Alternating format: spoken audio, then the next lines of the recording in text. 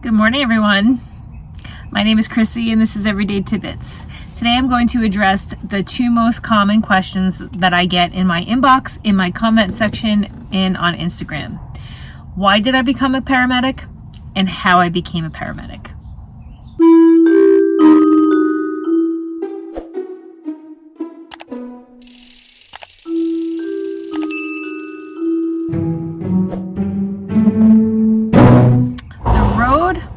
That was really loud bang.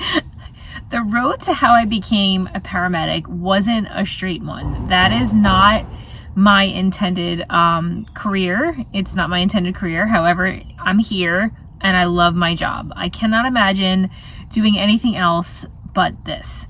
So, growing up, I kind of teetered between I want to be a police officer, I want to be a nurse. Those were the two main career paths that I wanted to take as a kid. So I did what I would say 98% of us as paramedics did as a 16-year-old, was I joined my local first aid squad and I volunteered as an EMT for years to get my foot in the door, to get my toe wet, to get some experience, to see if the medical field and this type of work is what I was interested in. And I really was interested in it. So I joined when I was 16 and my local first aid squad paid for and put me through EMT school, which took about a year. And that included bookwork and testing and clinicals and hands-on stuff, practical work. We learned how to do CPR and we were certified in CPR, which is a separate certification from being an EMT. So I was certified as an EMTA, and then when I recerted, I was recertified as an EMTB. And when EMTB came out, it included some medication administration that we were allowed to give as EMTs, because initially we were not allowed to give aspirin or nitro or anything like that. But when EMTB curriculum came through, we were allowed to assist the patient in taking their own medication at home. We did not carry medication as EMTs on the ambulance. So, that's how I got into and got my foot in the door in this field. Was I started volunteering first, and I rode as an EMT on volunteer squad for years. I rode in my local town, I rode on the town over, and then when I met my future husband, I joined his volunteer squad and rode Friday nights with him. So I got my EMT in 1991 when I turned 16, and then I met my husband in 2001, and he had gotten hired at the establishment that I was working for, and his plan was to go into medic school and become a paramedic. So I, as an EMT, had always thought about being a paramedic, but I never thought I had it in me, and I never thought that I could do it. I was intimidated by it. I was always the EMT that went along with the herd, but always afraid to take the first responder car by myself. I don't know why, because I feel like I was made for this work. I'm good at it, and I absolutely love it. I have a good rapport with my coworkers. I have a good rapport with the EMTs, and I really should have gotten into the field a lot sooner than I did. But I took the path of I pretty much committed to I wanted to be a nurse. So I went to a community college. I was in the nursing school. I was engaged. I was living with the guy, and that didn't work out, and it crushed me. So I wound up failing out of nursing school, not because I couldn't do it, because I absolutely could have done it, but because my heart and my mind was not in it at the time because of what I was going through in my personal life. So I had to basically drop out of the nursing program and reapply, which I decided to do when I moved home, because I was living out of state with my ex-fiance at the time, which was another mistake. That'll be, there is a video in my videos of what happened with my first fiance in another story time. But anyway, so that didn't work out.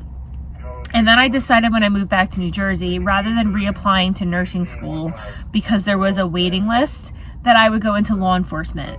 And I took a lot of like review classes on the civil service test, and I wound up taking the civil service test, and I got a 98 on it. And initially when the list came out, I was number 14. Then I was bumped up to number 7 because they needed females in the law enforcement agencies. So, but during all that time, I had a backup plan. I was working in security. I applied as a dispatcher for the sheriff's department in my county, and I got hired. And I decided that I really did not want to be a dispatcher. I didn't like being in a box all day with no windows. I didn't like that environment. It was very competitive. It was very like cutthroat as far as seniority and overtime went, and it just was not a good environment for me. So I was still on probation, and I wound up resigning. I asked advice of a senior person to me. How should I do this? Should I give a 2 weeks notice because I am probation, or what should I do? So they basically said, don't come in tomorrow, and I'll let them know. I took that advice, and that's how I left. But while I was there, they wanted to keep all the employees in the county on the same CPR recertification schedule, which was kind of strange because I was already an EMT, I was already certified in CPR, but I had to go along with what they wanted. The sheriff's department that I had received a letter from after I took the civil service test invited me for an interview to be a sheriff's officer, and I was so excited. But it fell on the day that my current job wanted to do the mass CPR certification, and they refused to give me the day off. So this is before I decided to resign. And what do you do? Do you burn your bridges at a job that you're at, or do you miss the interview? I was a kid. I did not know what to do. So I decided to be loyal to my job and ask the sheriff's department if they could reschedule the interview. And little did I know that they don't do that. If you say yes, it's yes. If you say no, it's no. And cut and dry, black and white, that's what it was. I never got a reschedule. I never got a call back. I never got another letter. No other town recruited me. And I was number 7 on the list with a 98 score on the civil service test. And I was devastated, and I was crushed because I didn't want to do dispatching. I didn't like it. Nursing school didn't work out. My personal life was a mess. And it was a horrible time in that time as a young kid with really no direction. I had no direction. I didn't know where the hell I was going to go from there. But also, like, I was a dispatcher, but then I also worked as an EMT for a paid agency, which is the previous employer before my current one. And I was working as an EMT, and they had a paramedic program. So when I had met my future husband, he was going into this paramedic program, and I had him as a trainee on the truck with me. I was an FTO, and that's how we met. He was my trainee for 2 shifts in a row. He was so funny. He was so handsome. I fell hard for him like instantly, and he convinced me that I was good enough and that I could do this. So I applied with him, and I got in.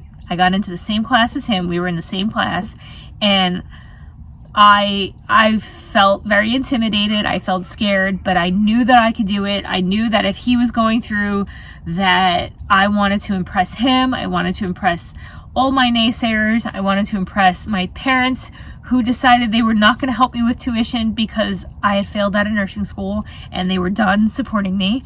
So I took out a loan and I paid for it myself.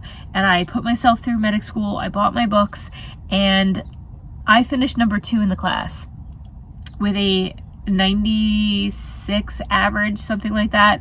My husband finished number 1 in the class with a 98 average. We studied our butts off. We studied together. We studied independently. We studied with our fellow classmates. We studied with our preceptors. We had a study group of our group that worked for the same company. We were all FTOs, all EMTs for the same company. We had a study group that met once a week. We would review the current subject, the current test materials, all of everything. And, we helped each other. We got through. But when it comes down to it, I passed with a 96 or something average like that. And I did really well. And I was regarded as one of the best students by my by my preceptors. I always got positive reviews from my preceptors.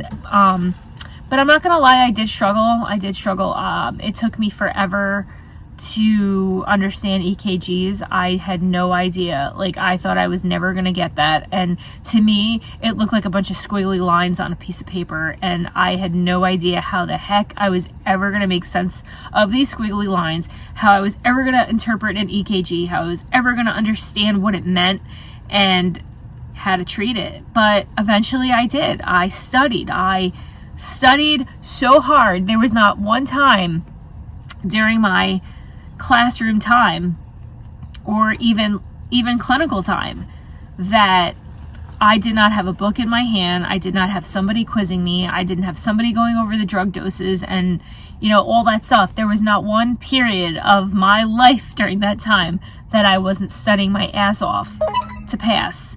Stand by. There was just a noise. I want to make sure we don't have a job. Oh, no, we don't. Okay. So that's what I did. I applied. I got in. In order to get in, they did a background check. They did a physical at a doctor, employee health. They did, I had to do a written test, and I had to do practical tests. And the practical tests, they consisted of a CPR scenario, assessment scenario. I had to do like basic skills and a test of basic EMT skills and stuff like that, just to make sure that I was intelligent enough, or I was able to process information and test well to get in. And I got in, flying colors, no issues. But once you get in and there's like, things are a lot different now. There's a lot more clinical requirements now.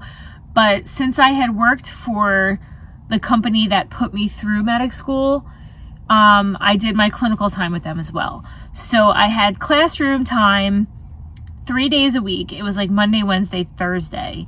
Mondays and Thursdays were like classroom work, lectures, and stuff like that. Wednesdays was our clinical night, where we went over skills like intubation and drug dosages, how to draw up syringes, how to start IVs, all that stuff. And when I went to medic school, CPEP was not in our program. A lot of new drugs are out. We did not have the rapid sequence intubation, RSI protocols, where we paralyze people and then intubate them. All that was like new skills that came later for me that I had to continue. And, as a paramedic, once you're certified, your learning is not done. You learn something new every year, every day, every month, every time you're on a call. Guys, I am so sorry. I forgot to tell you about the clinical part of your paramedic training. I'm sorry. I got off on a tangent. But anyway, so I was telling you that the classroom is 3 days a week. We had 2 days of, lecture and 1 day of clinical. But then when your classroom part is done, you're not over yet, because you have to do clinicals too. So how we did it was we rotated through the hospitals, and we had ER shifts where we did IVs practices and EKG practices and anything else that we were allowed to do that our preceptor assigned to us would let us do. And usually that was help with assessments, helping, basic things like changing the bed, helping them get dressed, and, just basic patient care stuff. If you had a doctor that was super cool, sometimes he would let you intubate. I was allowed to intubate one time in the ER as a medic student, and I was thrilled. I will never forget this doctor. It was like the highlight of my day. I was so excited, and you'll never forget that. So you have to rotate through hospital training. You have ER, you have the trauma rotation where you get to observe. They don't usually let us touch much in trauma or pediatrics, but we did a trauma rotation where we got to observe traumas coming in. We also did an OB rotation where you have to get, during your whole clinical rotation, we were required to get 5 births, and we had to get 5 intubations and 5 defibrillations and 5,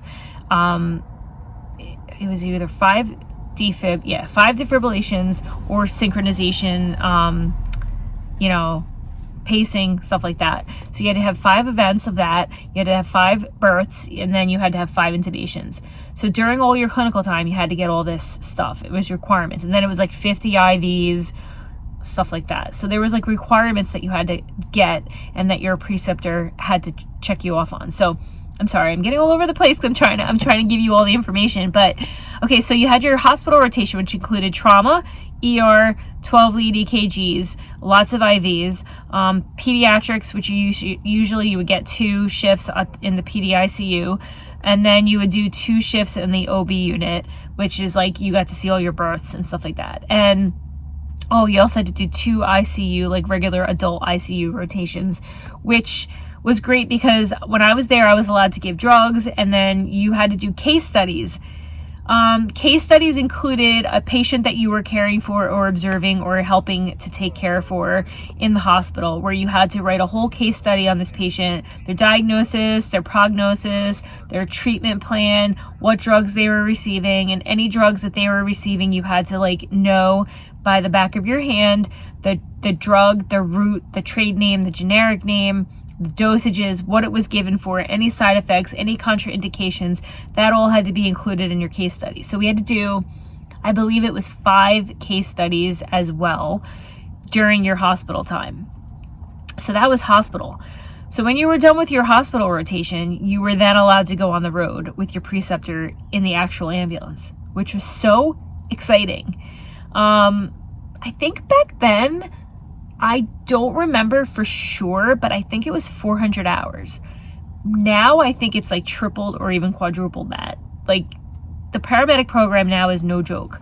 So you had to go on the road, and you would do like, since I worked for the company and I worked 3 days a week full time, I was able to get on the truck 2 days a week and get my rotation done very quickly. And I knew them because I worked with them, and it was just a very comfortable environment where you got on the truck, you had to get in the morning, do your rig check, and if you had a preceptor who was a butthead, they would take something out of the truck, and it was like, if you didn't find it, that it was missing, then you were in trouble.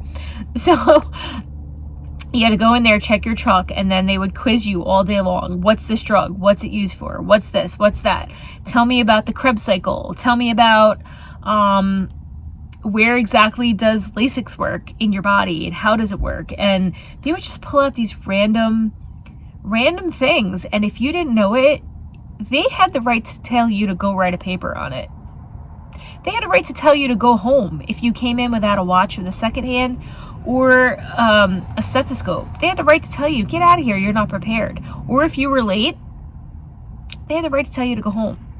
So it was run like a tight ship. We came in, we did our shift, we did our rotation, and you had to be checked off on the skills that were required of you to complete before you could go to boards.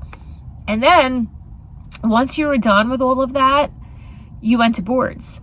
So boards is where you actually test for your certification.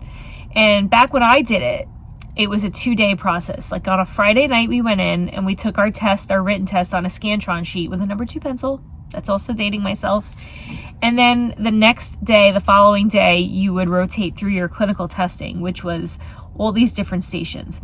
And that included 2 BLS stations, which was a BLS skill, and that included a hair traction, a KED, an assessment, a bleeding station, and then you had several ALS paramedic stations that you had to rotate through and be competent on and being tested on.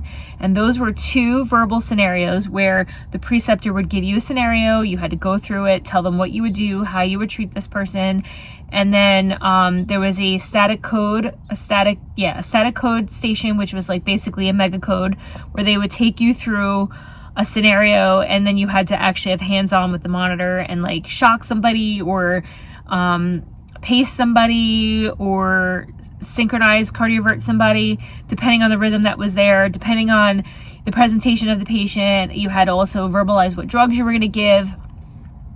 There was an IV station where you had to demonstrate that you were competent enough to start an IV. There was a medication station where you had to, basically check your patient, right route, right drug, and show that you were competent enough to draw up the right amount of the drug, which included a drug calculation in that station. Then there was a intubation station where you had to demonstrate that you were competent enough to intubate and that you were, you had to verbalize everything, go through everything. I'm trying to think what else there was. Yeah, that's it. And in your IV station, you also had to do an IO, which is like, the intraosseous bone marrow IV access. So that's how boards went. And then you had to wait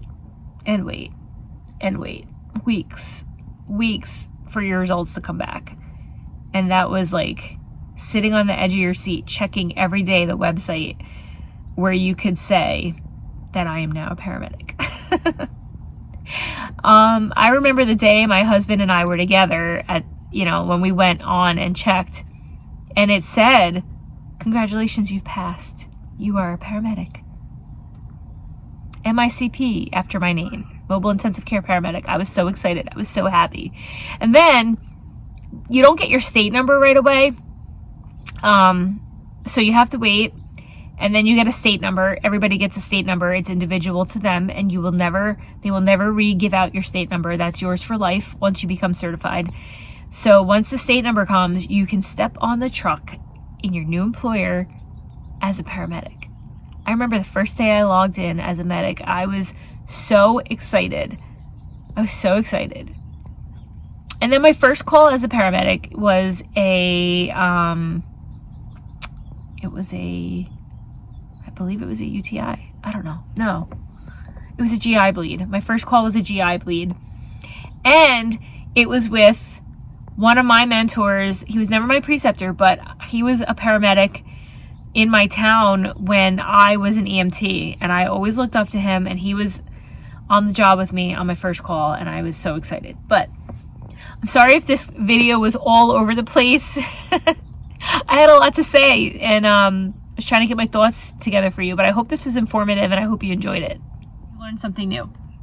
And we are required to keep our certification up by doing continuing education units, which is like additional classes. You have to do additional classes in areas of cardiology, respiratory, pediatrics, geriatrics, trauma, operations. You're required to do continual training. So in New Jersey, your paramedic cert is good for 2 years. And that's just the New Jersey certification. You can also be nationally registered and nationally certified, which I am. I am New Jersey certified and I'm nationally certified. So I have to keep up 2 certifications, and I have to do continuing education for 2 certifications. But the good thing is that you can use those classes for both. And on top of that, you also have to do like a refresher every 2 years, which is, just a brush up of your skills and including any new skills that have been added into our curriculum and stuff like that. So you constantly have to be on your game. You constantly have to be brushing up on your skills. You constantly have to be practicing. And you also have to be in a agency where you practice your job so that they can sponsor you and verify that you have completed the requirements for recertification. So that's how you keep up with your certification, and that's how you become a paramedic. And I'm so glad I did it. I have been a paramedic for 18 years, and before that I was a medic an EMT. I was an EMT I got my cert in 91. I got certified as a medic in 2003. So that's 12 years. I was an EMT for 12 years. I've been a paramedic for 18 years, and that makes me old. So, but anyway, I do absolutely, truly love my job. There's a lot of stress involved. There really is. We have, awful calls. We have stressful environment. We work out in the elements. You either have a good partner or a terrible partner, and that makes your day. It really does. But I love my job. And if anybody has any further questions about how you become a paramedic, what are the requirements, how would I do this, how do I start, where do I go, please ask me in the comment box, because I'd be happy to answer any of your questions. And I have to say, it's a truly rewarding job, especially if you see that you made a difference in somebody's life. Bedside manner is absolutely important. Patience is important. Responsibility, you have to be responsible, you have to be punctual, you have to be able to think quickly on your feet, make decisions quickly. We are detectives on top of being paramedics and caregivers and health caregivers. And especially now during this pandemic, it's very stressful and we are going through a lot. And, you know, we're being forced to vaccine, which I'm all for. I'm very pro-vaccine. That's, you know, it's a good thing for our world. Don't come at me in the comments. It's my opinion. But our employer is making us get vaccinated. And you know, I just feel like that's a responsible thing to do, to keep yourself safe, to keep your family safe, to keep your friends safe, to keep your partner safe. You're sitting in the truck for 12 hours with this person and you guys want to keep each other safe. So thank you so much for joining me today. I really appreciate your support. If you could, please hit that subscribe button down below. Hit the bell notification so that you're notified every time I post.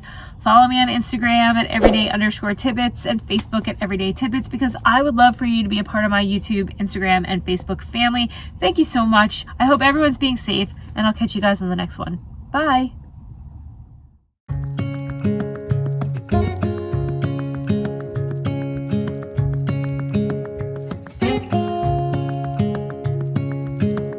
Standing underneath the lights,